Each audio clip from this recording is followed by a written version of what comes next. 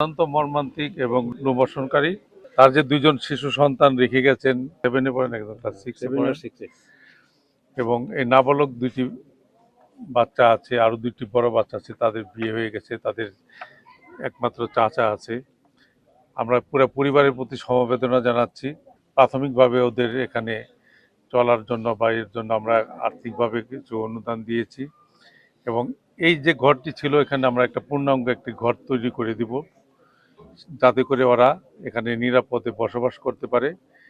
কারণ এই বাচ্চা ছেলেগুলো তো দিন দিন বড় হতে থাকবে, বড় হয়ে যদি নিজস্ব একটা ঘর না থাকে, চাচার ঘরে, মামার ঘরে বা খালার ঘরে কতদিন দিন থাকবে।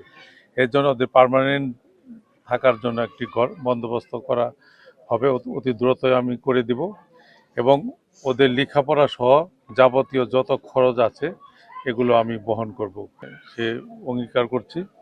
এবং আপনারা যারা ধনাঢ্য ব্যক্তি আছেন, আপনারা ওদের পাশে দাঁড়াবেন এবং সবসময় ওদের খোঁজ খবর রাখবেন, যাতে করে ওদের লেখাপড়া, চলাফেরায় এবং থাকা খাওয়ার ব্যাপারে কোনো রকম কোনো সমস্যা না হয়।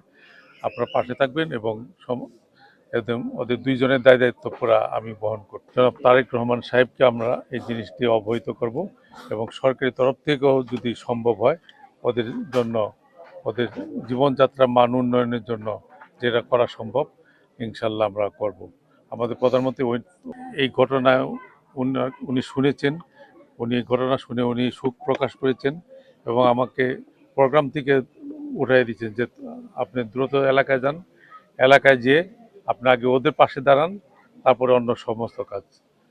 আমি সাথে সাথে চলে আসছি এবং ওদের পাশে দাঁড়িয়েছি, এবং আপনারা ওদের খোঁজখবর রাখবেন এবং ওদের যাবতীয় যত যা লাগে সমস্ত কিছু দায়িত্ব আমি নিচ্ছি। ওরা যে পর্যন্ত লেখাপড়া করবে, লেখাপড়া করে বিয়ে শাদী দেওয়া পর্যন্ত আমি দায়িত্ব গ্রহণ করছি। আলহামদুলিল্লাহ।